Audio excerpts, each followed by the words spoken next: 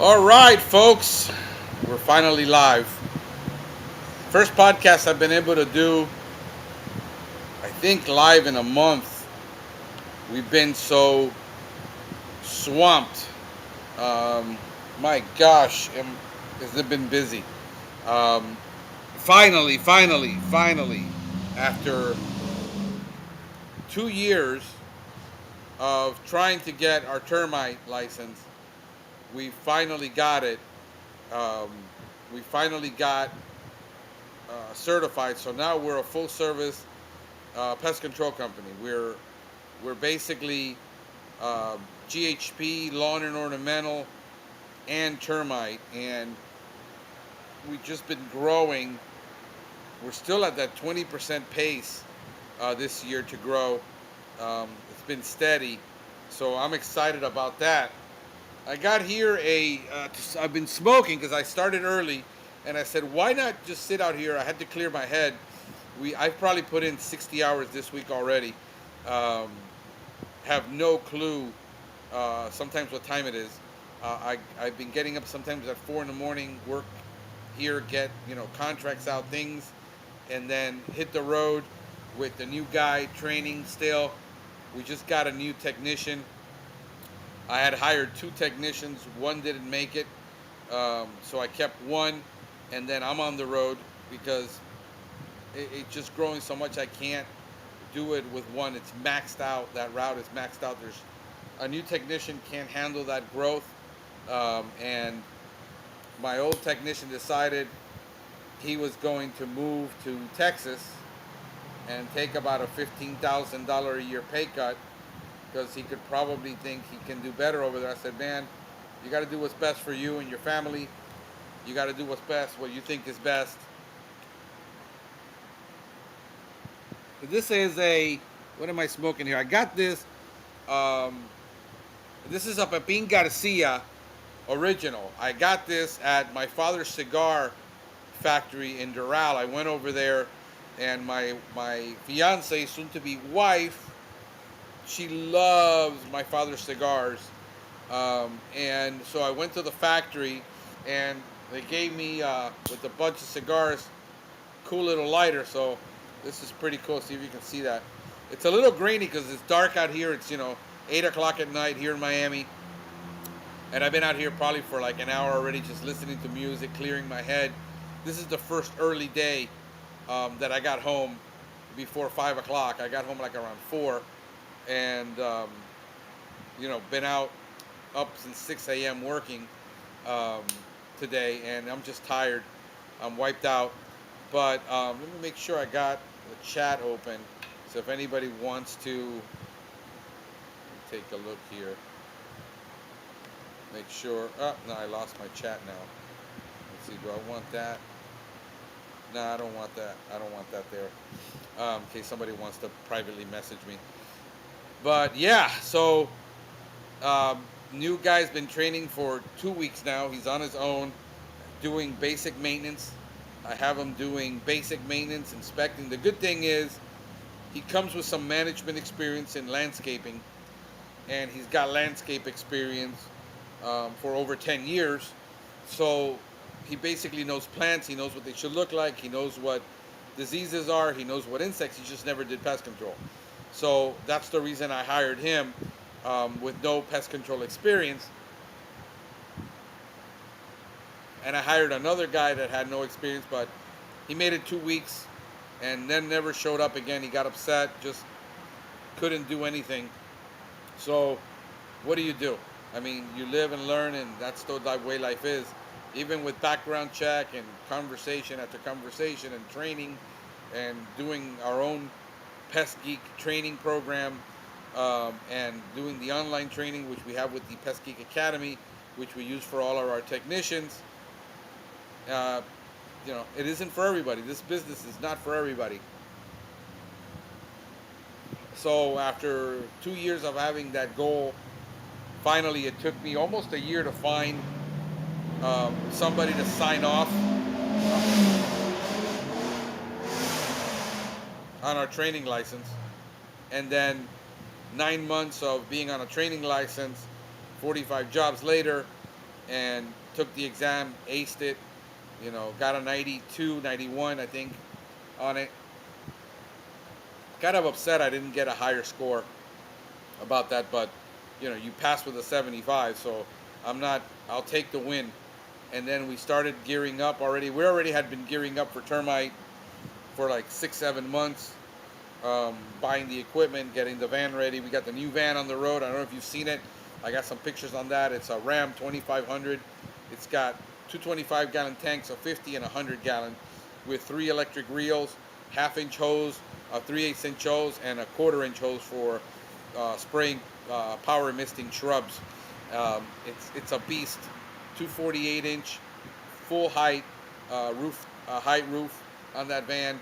That should allow us to do termite and large commercial lawns, because we've all done all our lawns with backpacks, and the most you can do with a backpack is about 4,000 to 6,000 square feet. We've done it for 10 years. I mean, we were doing lawns with backpacks before electric backpacks were available. We've been using electric pumps, I think, for 13 years now, where I got rid of the gas rig, and I just started using electric tanks, small tanks, with carts and things like that, testing it, perfecting our craft, perfecting our method, our system. It took about 7 years to do that, so we can use micro dosing on everything. We can do between half a gallon to 1,000 to 1 gallon per 1,000 square feet on lawns. We've been doing that forever. It works. We've never had an issue with a lawn.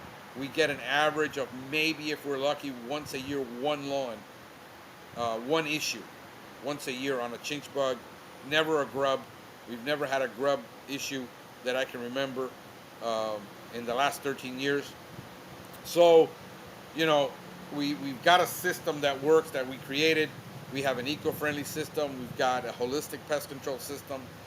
And now, we're looking at opening up in another market. We just opened up Broward, which is, 1.7 million people, the entire county. We went at it with marketing and SEO. We've created over 150 pages of SEO just for that market alone. We've done about 6 press releases now for that market. We're doing 1 press release a week with our SEO. And it's just, bro, it's crazy. I managed to hire an admin after admin / CSR / phone salesperson. So managing all the calls, managing everything. So at the same time that I hired a technician to train, I got to train a CSR. I mean, talk about pulling your hair out. Got no hair. It's just a reality. People are like, well, why don't you just hire one person and then do it? You don't understand, dude. I opened up that market and I prayed for rain, and now it's raining nonstop. We went from getting 140 to 200 calls a month to where last month it generated 500 calls. You can't keep up with the phones, man. That's 25 calls a day on average. Termite is starting to happen. Getting contracts, dealing with printers, all the normal stuff of, like, if you're starting up new with your new business. And then on top of that, I'm looking at expanding into opening another market. I got another tech ready to open up another market that I hired, and he came with 15 years of pest experience, but he has a business degree. He has ownership experience on landscaping, and giving an opportunity to start that. So it's just nonstop. It's just nonstop all day long. I mean, I decided that's it. Last 2 years ago, I decided we're going to grow again, and we're really going to take it off. I'm in a mental state, in an emotional state, in a physical state, that I can do it again. And cheers to you guys. Here's Maker's Mark.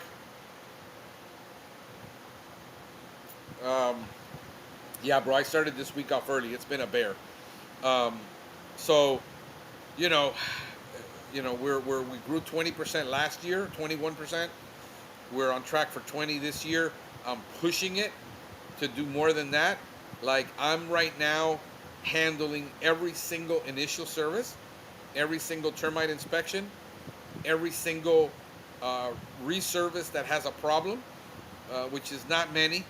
Um, and I'm basically, I decided, because I have a new technician, because we're entering into termite, because we're doing exclusion work, because I started a new division to do pest intrusion inspection. Um, where companies cannot figure out how that bug is getting in the house. I just had one today.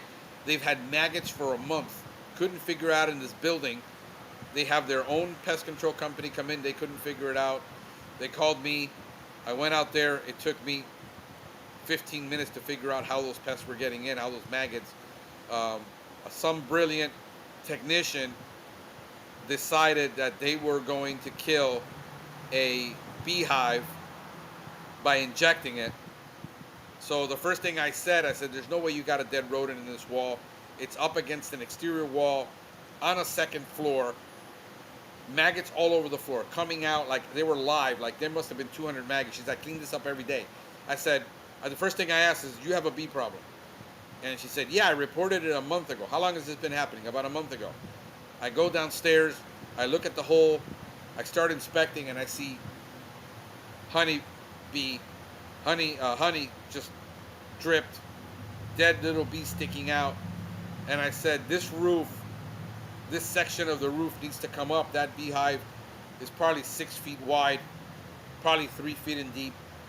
It died, and all the maggots and everything is rotting in there, and that's what's happening. And pest control company couldn't see that. It's bizarre. Smoke detection, we're doing smoke testing. We keep finding these homes. We find it within 30 to 40 minutes why they keep having a roach problem when nobody else can find it. My experience in construction, guys, is what makes the difference. Coupled that with home remodeling that I've done, construction, 17 years going on 18 years now of pest control experience. Biology just helps us nail things on the head. So I am the new chief of first impressions. What I decided is, if I can go into that home, make the best impression, do the initial, figure out everything I could possibly sell them, and do an upsell, find the termites, find the weeds, find anything that I can find in that home that will help us make an upsell, so that our average ticket right now is still over $120. Our average value of the average client to us on an annual basis about $9,000. I'm sorry, it's about $900. The value of the average client for us right now. So this is why I'm focused on. I keep talking to everybody, guys. You're killing yourself trying to be average market price competitive, being 5-10%. Forget about the low ballers that are 50% of the market, which I did a post on that this week. I'm talking about figuring out a system, a sales system. You need to create a sales system where you're going in, you're evaluating everything for that client, and you're offering everything that you could possibly offer to that client, and let them say no. I mean, the biggest problem I see with most technicians that get turned pest control people is that they don't know how to handle rejection. To them, rejection is a personal thing. To me, rejection is just closer to a yes. Every time I pitch it, like I just had one client keeps having roach in this apartment building. I said, I've told you about it. I've sent you the pictures. I've done everything I possibly can for you.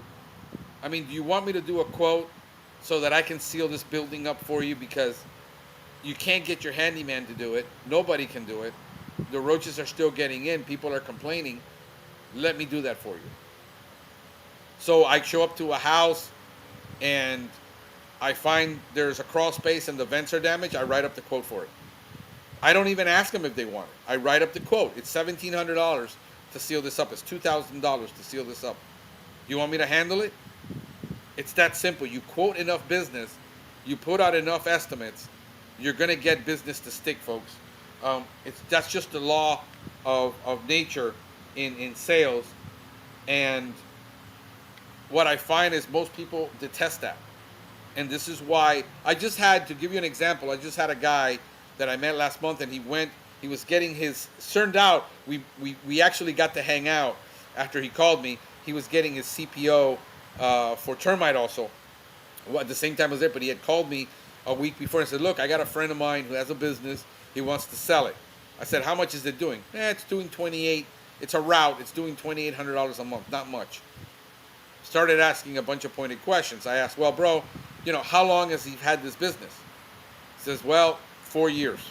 4 years, and all he's been able to do is $2,800 a month. He only got like 20 clients. Something like 20 clients. Yeah, it's a ridiculous amount. Charging $35 and $45 a month for an inside-outside service. I said, for a fact that this business is useless, because he wants $28,000 for it. I'm going to offer him $2,800, because the moment I go in there and I tell these clients, listen, I'm not going to come inside every single time. I'm going to do only an exterior service, and I'm going to pitch my exterior service, why it's beneficial, why it's eco-friendly, why it's all this. I'm not going to call you every single month to make an appointment. He has to call every single client to make an appointment. And I said, and he hasn't been able to grow it. On top of that, his uncle or cousin invested the money so he can start up. He's the one selling it. He turns out he has to leave. And the business now, the guy can't sell that business. It's worth nothing.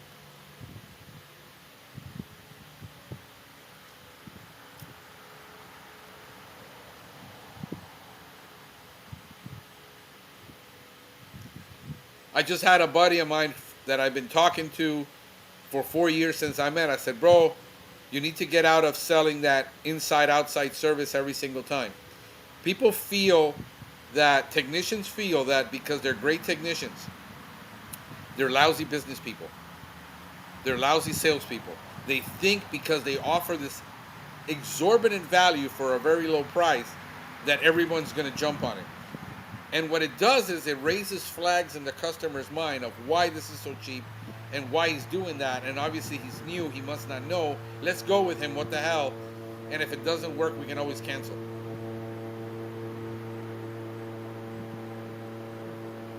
And I told him, I said, bro, you're going to kill yourself. Wait until you have one tech and you have to spend all day scheduling services. Wait until you have to. Now that's where he's at.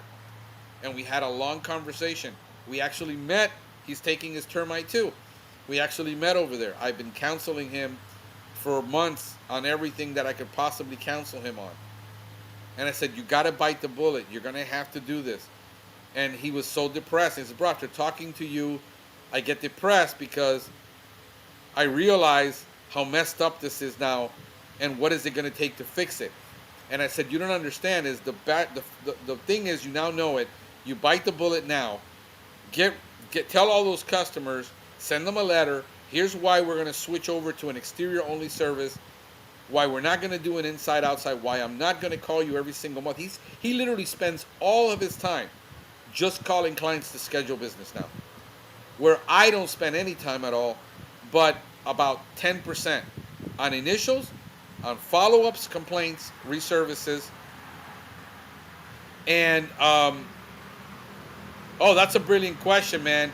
LPZY84. Actually, brother, we do not use any nitrogen at all on any of our lawns. I know that's going to blow you away, but if you listen to my podcast, we don't do it.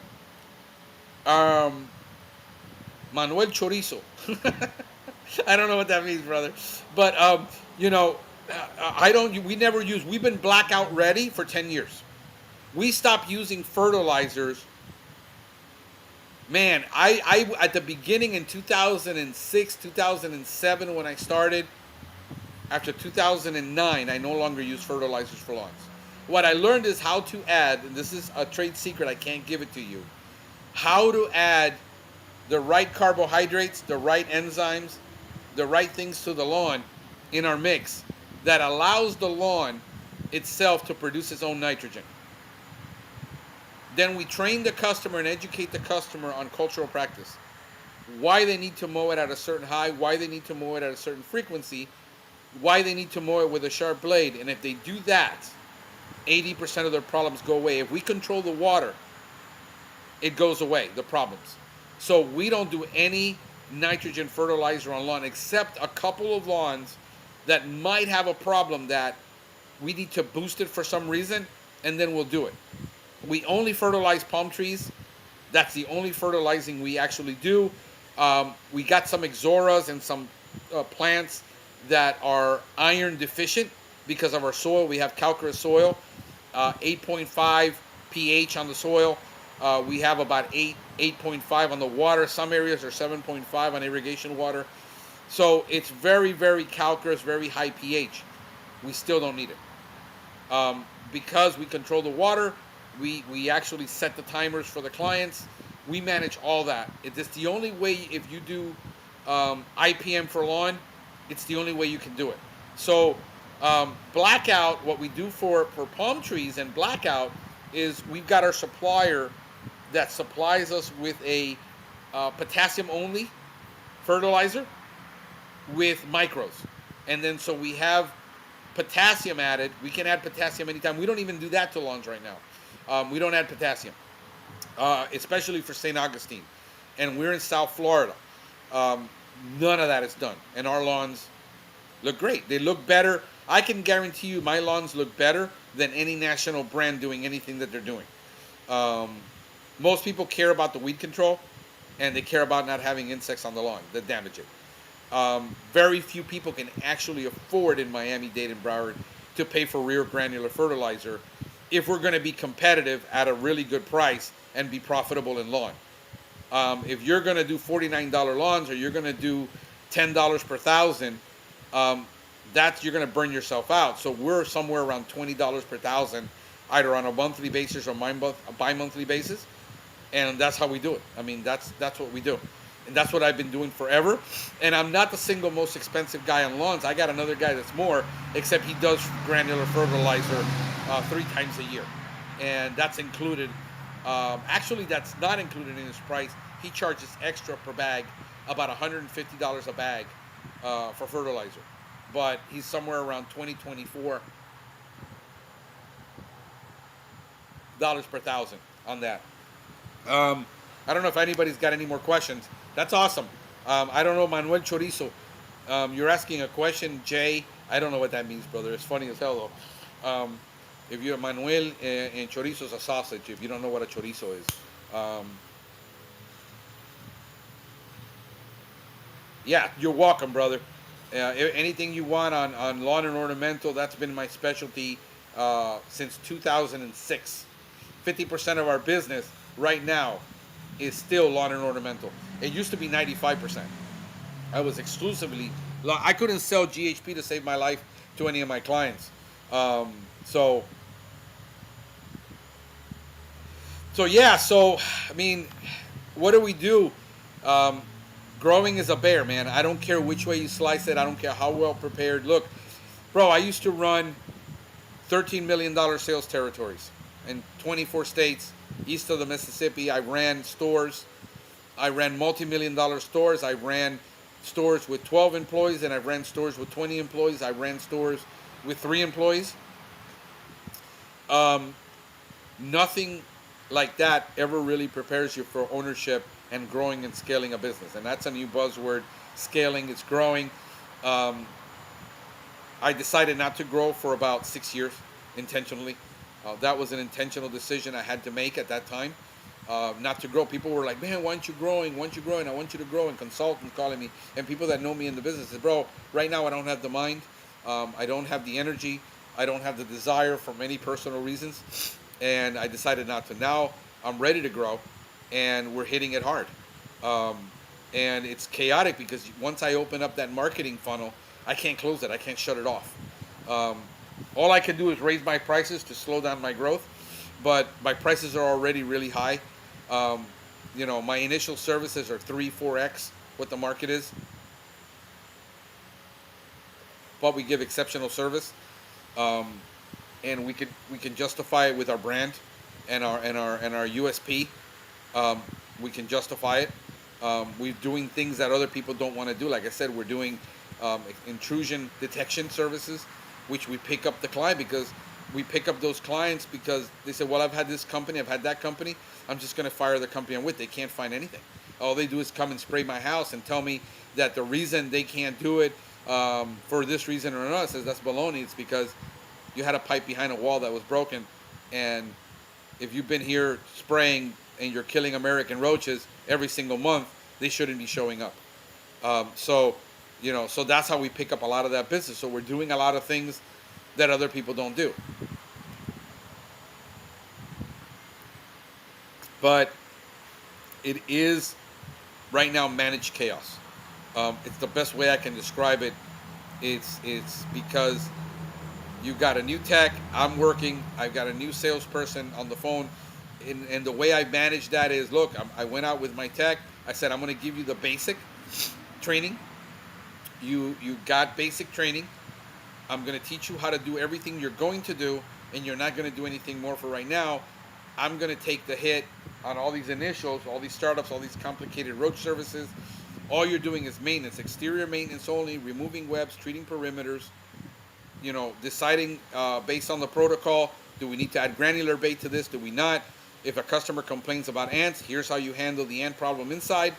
If they complain about an American roach, here's how you handle it. You're not going to handle any German roach. You're not going to handle flea service. You're not going to handle termite. You're not going to handle bed bug. Nothing complicated. Just maintenance. And on the lawns, weed. Something weird on the lawn happens. Here's the fungicide. Here's how you apply it. We have very little fungal problems on our lawns. We don't apply fungicide unless the fungicide is needed because there's an active infection on the lawn.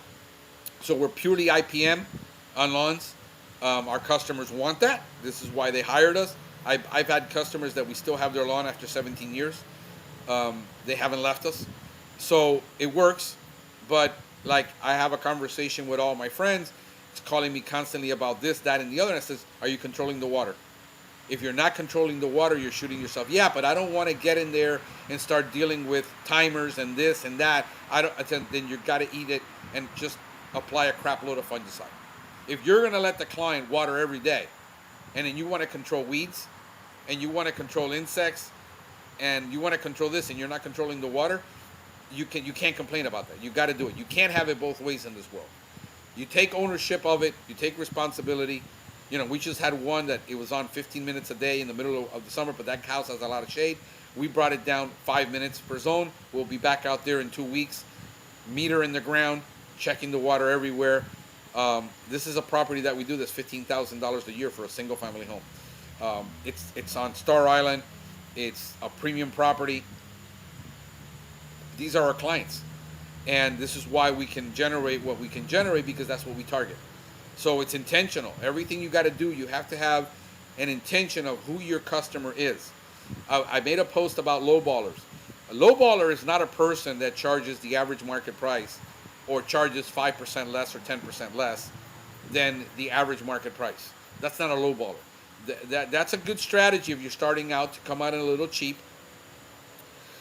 Do techs leave after they learn and figure out the game and feel like happens more than not? No, my techs actually leave and go do something else. They get tired after 5-6 years. One tech I had was studying to be a physical therapist. So he stuck with me through his associate degree, bachelor's degree, and then when he's almost done with his bachelor, I told him, bro, you need to go and get a job because you're going to be stuck if you wait to get your master's. My second guy was with me 5 years.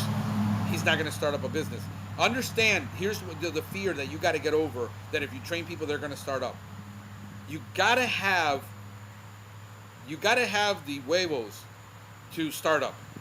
And what every stat tells me from knowing numbers is that 76% of people say they want to start a business. The reality is only 6 to 11% ever actually do, because they don't have the DNA for it. They don't have the DNA for take the risk. And on top of that, if they have the DNA but wifey says no, I need a paycheck every week, they're screwed. And they're not going to do it. So they can learn the game all they want, and they will not leave and start up. They could go work for somebody else. That's always, but the way I pay my people, my last tech was making $70K a year on 40 hours a week. Nobody's going to pay that. Everybody's paying in Miami $36,000 to $32,000 a year to start. I pay $50,000. But I pick good people, and I'm looking for quality people. I'm looking for people that have the aptitude for this, not necessarily the skill. I don't care about their skill. I care about the customer service skill. I care about their driving skills. I care about their attitude. I care about their demeanor. I care the way they carry themselves. What I find most in most of the people that I hire, that they suffer from low self-esteem. Because when I do the aptitude test, that's what constantly comes up. When you have low self-esteem, there's no way you're going to start up. You don't even believe enough in yourself to start up, much less. And what you tend to do, what I find with people with low self-esteem, is they overcompensate by either being impulsive or over-talking. And they confuse being proactive with being impulsive. So they just do stuff without thinking, without finding out why they should be doing it. Then you see that constantly with guys that you're like, why did you do that? I don't know. I just wanted to do something. In other words, they're trying to impress somebody by doing things that they shouldn't be doing. So the chances of a tech starting up, it's almost zero, brother. Worrying about that. They're going to go work for the competition. If you pay them well, they're going to go work for a pay cut. Nobody's going to do that. So that's not an issue for me. It never has been. None of the people that I've ever hired, I've had, in 17 years, I've had 20 techs. One guy decided to go into landscaping. And I gave him all the equipment. At one time, I was in landscaping. I got out of it, and I gave him all the equipment, and I gave him all my clients that I had. And I said, bro, here's enough for you to start up if you want to leave. I'm not interested in doing landscaping anymore. So, yeah, man, you find that it's not, they can learn, and then it's just like, what you find out more is, like I had, that you train them for a week or two and then decide this isn't for them. That it isn't what they thought. Once you can do all the interviews, you can do all the background checks, you can do everything, but until you put that guy in a truck, and when you put him with you, he's one person. When you leave him alone, he's another person. That's when you find out if you got the right guy or not. When he starts doing things differently than you taught him because he just feels he should, or because he doesn't know how to handle any situation, but when he's in front of you, he says yes, yes, yes, and does everything correctly. And then, wait, why did you forget to add this product? You've been adding, because I believe by training by immersion. A tech starts out with me, he gets in the van, he starts the van, he runs the van, the truck, he does all of the paperwork from day one. No shadowing. I don't believe in shadowing. I don't believe that's a bad method of training. I don't know how people come up with that method.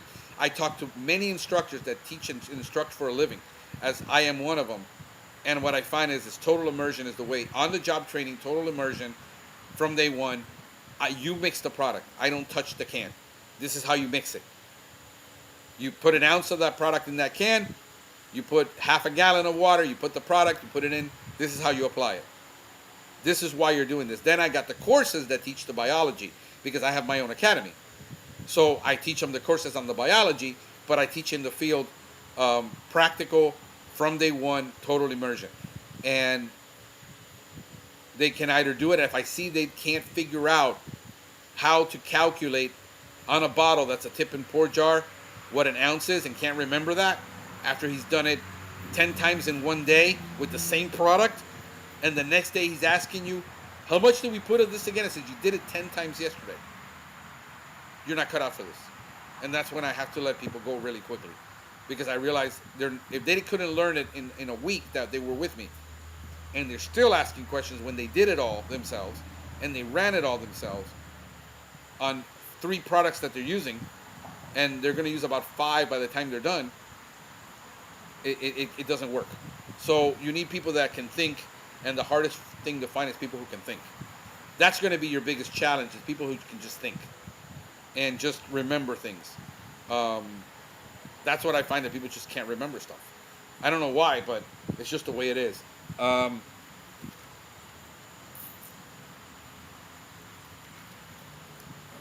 So you need to do market analysis, guys. I'm going to harp on this. harp on this, harp on this, harp on this. Um, you need to figure out. You need to call 50, 60 companies in your market and get the pricing, and then figure out how you can be 5 to 10% on the average. So if you take 10, 20 prices that you're going to get on initial, let's say you focus just on German roach cleanouts. You got to do this to figure out where the market really is at. And then what you're going to find is you got one or two guys that are really low balling at $69. Everybody's within 150 to 159 to 160, 175. And then you got 2 or 3 outliers that are 200, 250 bucks. Right? So if you take 10, what you'll find out is 20% are low ballers, 20%, the rest in the middle is your average.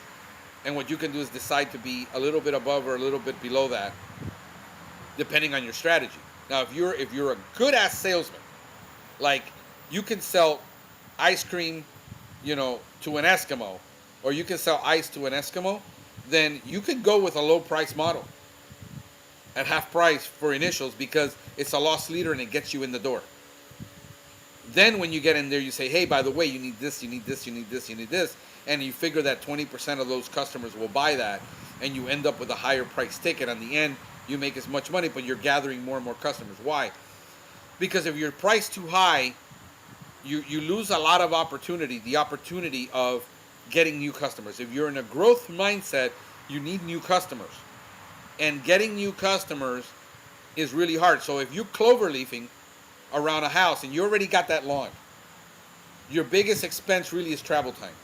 Are you really going to stick to your guns and say, I need X amount of dollars per lawn for me to do it? And be, in other words, you're gonna cut off your nose to spite your face when you know you're already there across the street. You're there every month, and say, look, I can save you the trip fee if you sign up with me together with this client, but only when I'm here with this client, I can't come for you on a separate date. And then they say, okay. And then you can give discounts. That's what we're starting to do now after 15 years of being in business, and this brand being 10 years old now, that we have, is we're at a point where we have enough profit. We have enough clients that are really high-priced clients that can finance our growth. And, we find that we need somewhere of that $3,000 to $5,000 a month in marketing to grow. And what happens with a lot of people is they never get to that point. They never get to the $300,000, $400,000 a year in business to be able to have that $3,000 to $6,000 a month that they can invest in marketing. How fast they want to grow. If they want to grow really fast, they'll invest 25% of their money. But that means you got to sacrifice an employee and pay them less. I've kind of balanced it out. I kind of get the both. It slows me down. I get 20, 25%. I'm shooting for 30. But now my tech clover leafs every client. Before, the other tech couldn't because he was doing everything. He was doing cleanouts. I had a part-time tech that quit, and then I had to do a lot of things. So we're kind of like, you're always teeter-tottering. You're always like, you have to change the strategy now because you just lost the tech, and what you could do 6 months ago, you couldn't do now. That's just a reality. You're not. It took me 4 months to replace the tech, but I started out 2 months early. As soon as he told me, and I started out at the beginning of the year doing Indeed ads because I was planning to grow. But what I do is I run Indeed ads whether I'm hiring or not at that moment, because then I start feeling good people out and say, dang, this guy's really worth it because he could do repairs. He has construction experience. I can start up a wildlife division part-time.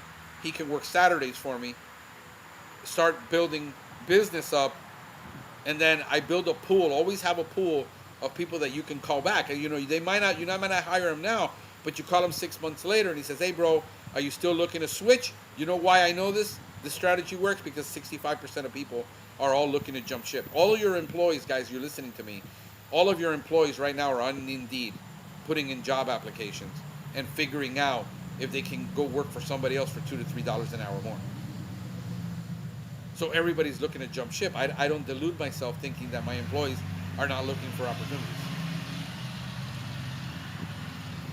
So you keep running ads for free, and you run it for 30 days, and you pick up 20 applicants, and you do the automatic interview where you get to see them. Now you got a pool of about 10 people out of 100. And in 6 months from now, you might call them and say, hey, man, are you still looking for a job? You applied. At that time, I couldn't hire you, but I'm ready now. And that's how you're doing, man. Um, so that's the reality. So when you look at the numbers, when you know the stats, guys, when you know, it's kind of like going into a poker game and you know what the odds are. It's kind of like you're going to a horse race, you know what the odds are. You bet on the best winning horse with the best odds.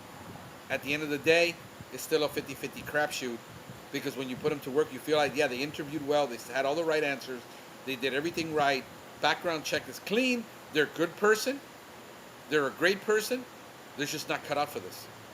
And it has nothing to do with them, they just don't have the skill set that you need, the soft skills that you need.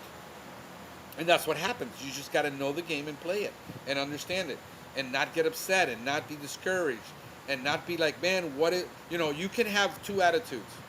You can have the attitude nobody wants to work and everybody's sucks. And then what you do is you attract the law of attraction and you attract people to your life that suck. Or you can say there's great people out there. I just got to put it out enough. And if I put out enough material, if I put enough to recruit, eventually one good person will come my way. See, life and death is in the power of the tongue. So when you're proclaiming bad things all the time, okay, you're basically telling the universe, whether you believe in God, the universe, whatever you believe in, you're basically projecting your negative attitude, and everybody can perceive it around you. You see, so what I try to do is I don't care what the odds are. I know what the odds are. What I care about is that if I put enough out there, if I put enough flyers and I put enough door hangers and I talk to enough people and I go to enough meetings and I do enough SEO and I do enough over a extended period of time, I will have success. The problem with most people is that they'll do it for 1 week, 2 weeks, 3 weeks, a month and say this doesn't work. I prepared to grow in one county in January. I was paying my SEO person in-house almost $3,000 a month to create that entire market, and I was working to build it, and it took 6 months. I wanted 4 months. That's 6 months of investment, where now the investment is starting to pay me off, where now we went from 150 calls that are qualified to about 250 calls a month. You see what I'm saying? So the delusion that it's going to happen faster than you really think is not really there. You have to be willing to stick it out for 3, 4, 5, 6, 7, 8 months, a year. Because it really is about volume. It's a volume game. So we went at 2 years ago when 3 SEO companies tanked my SEO, I went from 13,000 hits a month on my website to 3,000. They totally tanked it. It took me a year and a half just to recover it to 6 to 7, 8,000 clicks a month again. And now Google just sent me a congratulation that I hit 13,000 again. Google is interested in the traffic, believe it or not. They want to reward the good brands, the good businesses. And they're constantly pushing me to do more. And it's not that Google is being greedy. Google understands where the game is. So I'm running ads. I run ads where I get $6 a conversion, $12 a conversion, but I'm not trying to target keywords that the big guys are targeting, because I can't pay $35 a click. But I can get clicks that drive traffic to my site, and I can get clicks that drive traffic to my GMB, visitors to my GMB on the map, and drive clicks to a map that then shows up, and then my reviews show up, and everything shows up to that client. It's a different strategy, folks. You got to have strategy. Most people think, oh, it's just going to run click ads. No. I'm running 3 different types of ads right now. But I'm spending only about $500 a month. You see, and I'm doing Performance Max campaigns on my YouTube channel. because I have 1,000 videos. See, it took me 10 years. When I started back in 2013, I decided I wanted to do X.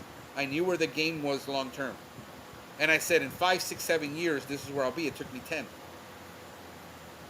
Right? So we hit 1,000,005 downloads on our YouTube channel. And believe it, brother, Victor, it isn't a lot of wisdom, brother. It's simply doing enough things that didn't work to figure out what does work, but sticking to what works and figuring out how to make the mistakes, which is what people don't have the time, and they don't have the energy, the stamina, the emotional stability to just fail at something.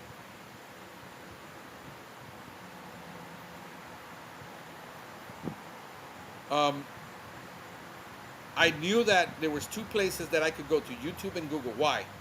Because Google owns YouTube, the 2 largest search engines in the world. All I did was focus on the 2 largest search engines in the world. I didn't focus on everything. I just focused on 2 things: writing a blog, building out pages, and doing YouTube channels. And if you follow me, you know that I put out 2 to 3 videos a day now. It took me my first 2 years before I could publish 100 videos. Then I figured it out, how to automate it, how to automate my posts, but now I have 10 years of experience in marketing, in SEO, 10 years of experience in doing online content. See, nobody gave me those 10 years. I paid for them. So 10 years of doing what everybody said is stupid. It's because all I have to do is say, what does everybody say is stupid? And when everybody says something is stupid and the crowd is going one direction, I'm going the opposite direction. See, even Jesus said, wide is the path that leads to destruction, and narrow is the path that leads to salvation. Apply that to your business. It's called a niche. Everybody's going inside, outside service, $49 a month. I'm going exterior service only, $99 every 2 months. Everybody's going with the regular. I went with eco-friendly. I am by nature, I'm a salmon, because even Ermi, my fiance, says you have oppositional disorder. Basically, my attitude to everybody. Give me a second here, because she's.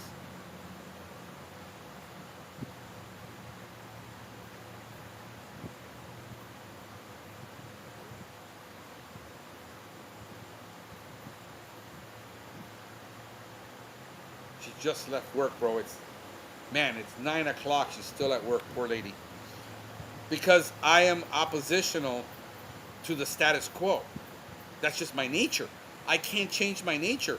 Neither can I change the nature of a pest control technician that doesn't have my aptitude.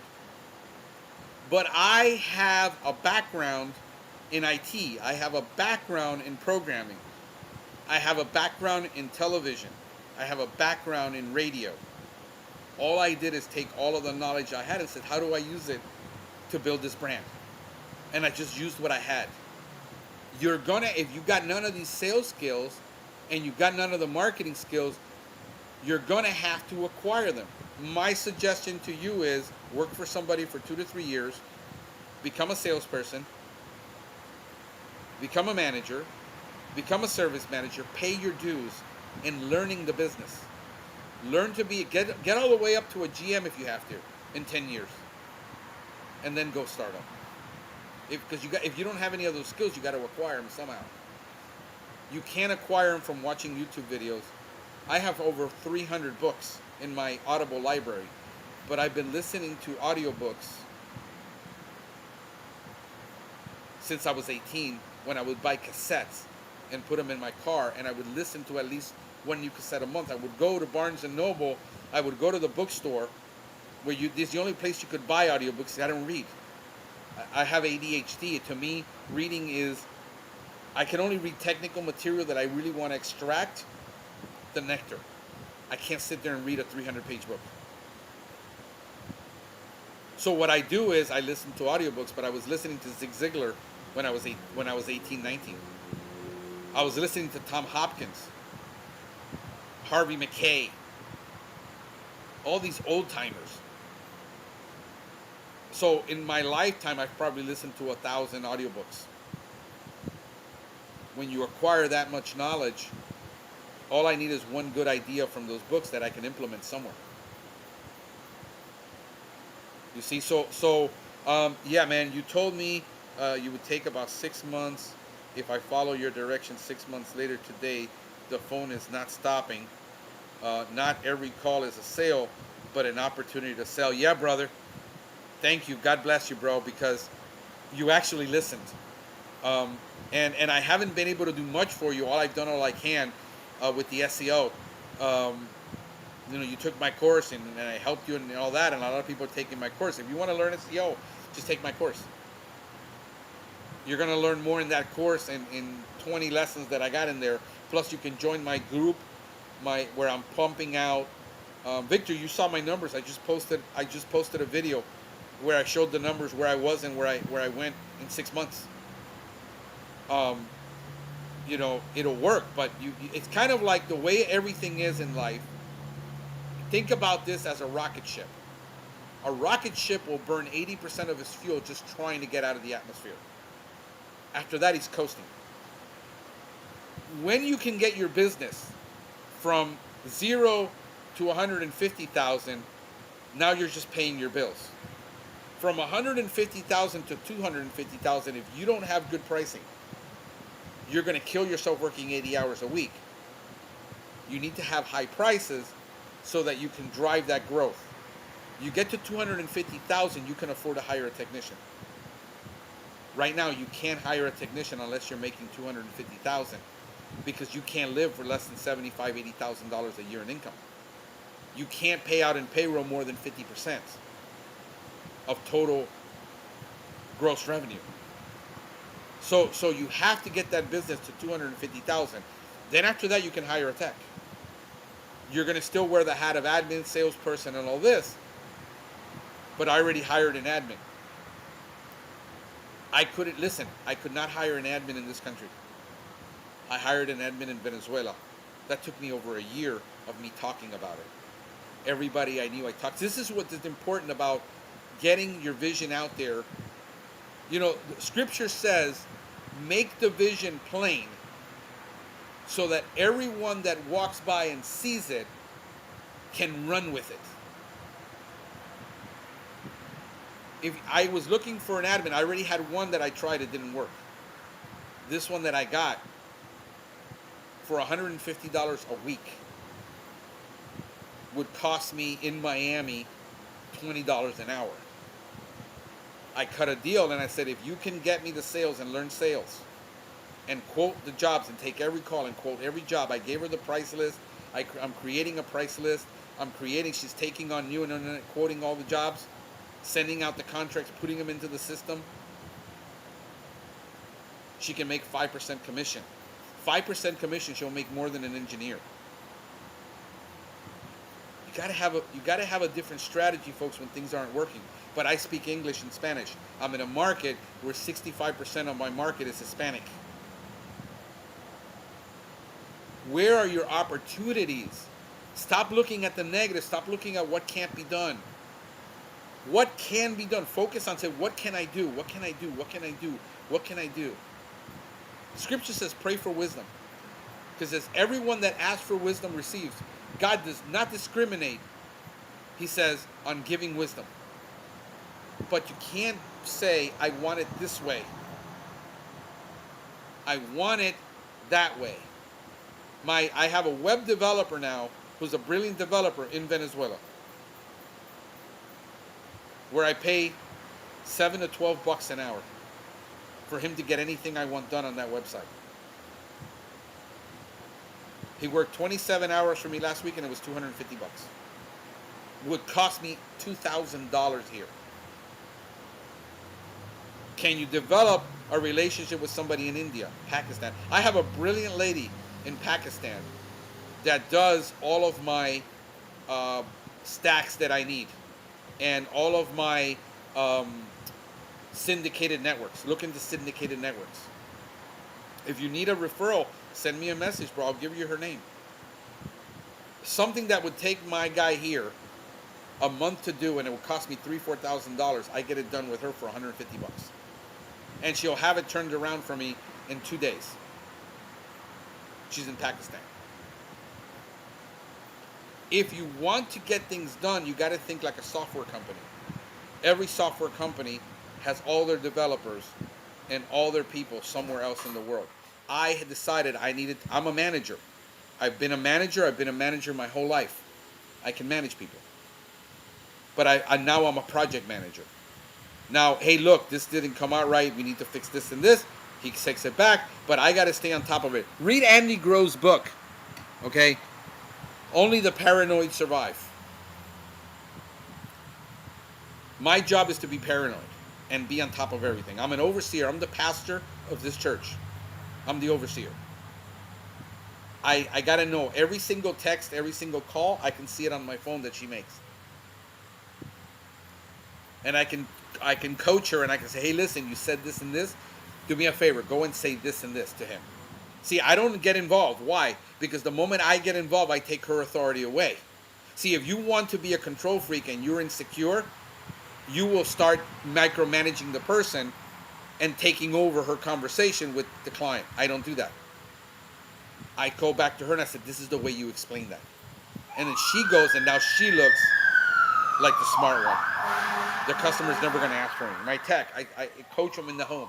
I said, bro, tell the client this, this, and this. That's my job. Eric, bro, that page is still wrong. Something is off. It isn't looking right. Look, I got to do the SEO on those images because you don't have this up here of what I know about the biology, the keywords, and all this. I can't have them do 20 hours of keyword research. But every single page that I write, I go to Google and I pull every single keyword associated with that page. And I have literally one keyword spreadsheet on one spreadsheet, one tab with every single keyword on every single page that we're going to write about. If it's about a city, if it's about a new thing, it's about a specific target, you got to spend the time on the research. So most of my time is research and leadership right now. You got to switch over to a management mindset, to a leadership mindset, because I hired a competent developer. I don't need to tell him how to develop. I just need to tell him what I want, and when he misunderstands me, I got to clarify and say, no, this is what I meant. I got the printers, I got everybody working, but you need to be able to manage. And until you can do that and trust people. My tech says, bro, as we work this relationship and we build trust, and I stopped them right there and I said, I hired you and I have to trust you. What you need to do is communicate with me before you do anything so that I can coach you, train you, and lead you. But I have to trust you. I told him, take the van home because I hadn't had a day off in 30 days. I'm working Saturday, Sunday, every single day. And I said, I want you to take the van home. He's a brand new tech, $100,000 van. $100,000 cost $48,000 for the van and $50,000 for the build out on that van. And I said, take it home. Because I'm not going to be here. I'm going away on a cruise. I might not be here on Monday morning. You're going to be stuck at that gate trying to get in, and I won't be able to take. And he said, no, but I know, and until we build trust, and he didn't want to I said, bro, I trust you. I have to trust you. If I can't trust you, then I can't keep you as an employee. And when you prove to me that I can't trust you anymore, that's when we end this relationship. So don't prove to me that I can't trust you. Awesome, brother. I'm so happy for you, man. I know you were struggling, Victor. I know that you were struggling, brother. And, bro, believe me or not, bro, I pray for you all the time. I pray for a lot of people, bro, that they don't know I'm praying for them. But everyone that calls me for consultation, I pray for them. And I've been praying for everybody that's calling me, the 10, 12 people that I'm consulting.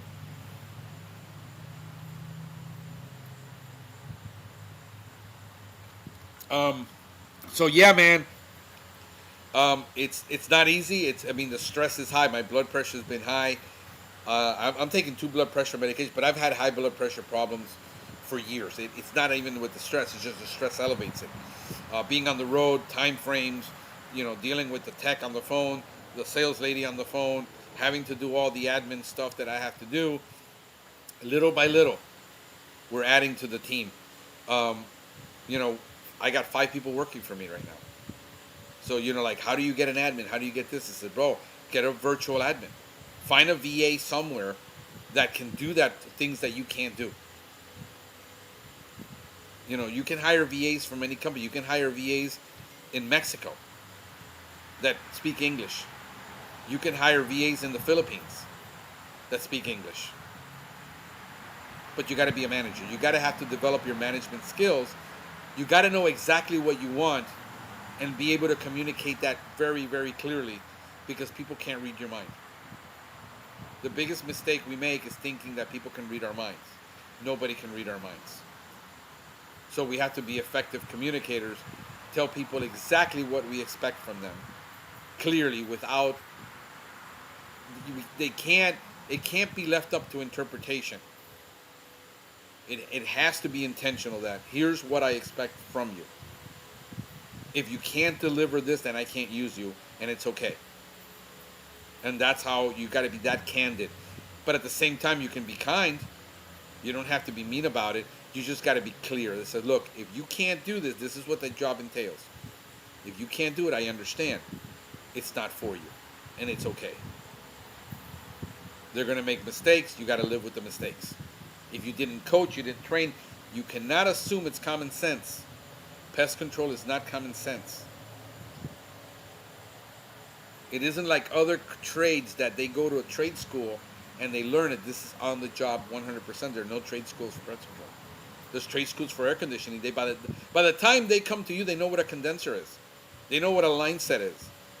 They know what a capacitor is. They know what an air handler is. They know all of that. They studied it. Nobody can go to pest control school.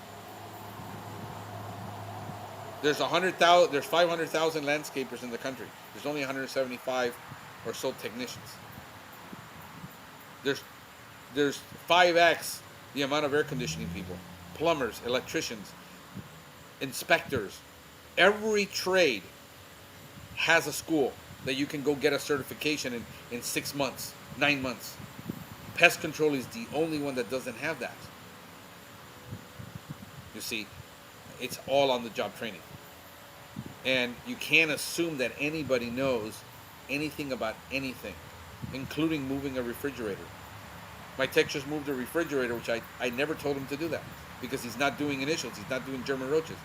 He saw me do it on a German roach. I said, look, you're checking for large roaches. All you got to do is slide the little card underneath the fridge, inspect it, pull the other one out. He decided he's going to move a fridge and scratch the floor. I got a flooring contractor that I told my client, look, I got a flooring contractor who's going to handle it. He'll go out there, fix it, replace the panel, whatever has to be done, and I'll cover it. That one cost me dearly. First time in 17 years we've ever scratched or broken anything inside a home. I've broken a sprinkler heads with a hose, pipes. I broke a lamp once. It was so low, and I had a truck with a ladder, and you could not see that lamp. And I drove through the driveway underneath the overhang, where the nice thing is, and I hear something crash. I'm like, crap. $400 for a new lamp. That's it. Those are, in 17 years, those are the only mishaps we've had. We haven't had a single claim until now. We pay it out of pocket and call it a day, bro. So, those are the things, brother, that has been happening, and why I haven't done a podcast in a whole month. I did an interview with a brother when we were at the training for termite. Hey, Victor, you need to get that termite license, bro. Okay? I want you to get that termite license, because you got to have high-priced services to sell. You can't live off of $159 initials and quarterly, bro. for $159 and have a $500 a year customer. You need $1,000 a year customer. You need a $1,500 a year customer. And you can do it by add-on services, man. I highly agree on doing outside services for maintenance. It's a relief when doing a route. Yeah, bro. I mean, like I said, I only have to sit maybe for 30 minutes a day to contact people like Roach Services. We got to contact them, but we do two services. Those are one-time deals. We're doing two services, working, doing two services, maybe three. 80% of people, we get it solved in two, and that's the only time we got to make appointments. And those are very low because they used to be 30% of our business, but I priced this so high that I got out of a lot of that business. Focused more on just single-family homes, where the money's at. Townhouses, very difficult to do much. Apartments, people with the economy the way it went, rents went from $1,200-$1,800 a month to $2,800 to $3,000 a month in 3 years. People are paying more than 50-60% of their income on rent, even with a two working family. Kids can't get married right now with this economy. They're living at home. They're 28 years old, living at home still with mom and dad. They get married. They have kids. Grandma's moving in. And you have 3 generations living in one home right now because people can't afford. But grandma's getting that retirement Social Security check. And that's how people are buying houses. They're buying houses with 3 families in them. I saw that 20 years ago in the Bahamas, by the way. I was talking to people in the Bahamas. I went there back in, I think it was 2005. Yeah, 2005, I was in the Bahamas, and I had a conversation with a bunch of people, drivers and things like that, and I said, man, it's impossible to live here.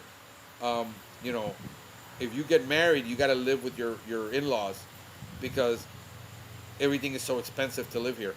There's a 50% tariff on everything. It is cheaper for them to buy a plane ticket to Miami, go shopping, pay for luggage to go back than it is for them to buy clothes in the Bahamas. Milk costs twice as much in the Bahamas as it does in Miami, and we're paying $7 a gallon. That was back then.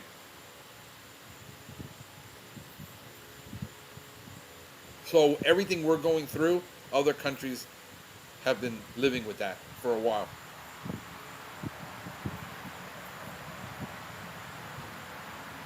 So, yeah, folks, I mean, just pick one thing in marketing. My suggestion is pick one thing in marketing that you're going to do at the beginning and stick to it. If it's going to meetings and network meetings, then go to network meetings. If it's hanging door flyers, it's that. My biggest thing I'm going to tell you, bro, door knocking. I know. Listen, I know everybody is pissed off at every door knocking company because they lie. They don't know anything. They can't tell an ant from a moth. They lie about the competition. They lie about people having problems they don't have. What if you were the most knowledgeable, competent, honest, with integrity, door-to-door salesperson? Don't forget that not too long ago, guys, I'm old enough to remember the Fuller Brush Man. I'm 54 years old. Everything was sold door-to-door. Everything was sold in parties. With technology, but understand this, when everything goes to technology, there's these opportunities to do guerrilla marketing again. I don't know if you ever read the book, but I read every book on guerrilla marketing back in the 80s. So apply some of that. Go the opposite direction where the herd is going. There's underpriced attention out there in every market. It is your job to become a marketer and find out where the underpriced attention is. If you decided to do nothing but buildings, apartment buildings, you should be knocking on every apartment building's door, sending every apartment building a postcard, once a month stopping in with a bag of cookies. Find a bake shop that makes the best cookies and buy half a dozen cookies. And buy 100 of those bags. And start going to every apartment building and going to the management office You're just dropping off a bag of cookies. Do that for a year. Get the email. Send an email proposal. Send an email once a month. Stop by there once a month. Send a postcard once a month. And pick 500 buildings. That's it, 500. And have a budget of $500 a month. And see how many of those buildings you land in a year. Have a special offer. Say, we'll do one apartment for you to blow you away and show you what we can do to get roaches cleaned out. I used to be a strategic salesperson. That's how I took, when I used to sell Christian t-shirts to summer camps, I picked the 500 biggest camps in the country and I targeted them once a month, send them catalogs. People were crazy, like, why are you sending catalogs? They're closed. I said, you don't understand. They got to go to that mailbox and still get the mail. And I'm the only guy that's sending a catalog in the winter who's crazy enough to do it. The other company's going to wait till spring to start sending catalogs. By the time they get to spring, they've already received 6 of my catalogs. They've already I was doing faxing with a computer and a fax card, and I was faxing specials when they were closed. And that's how I built it.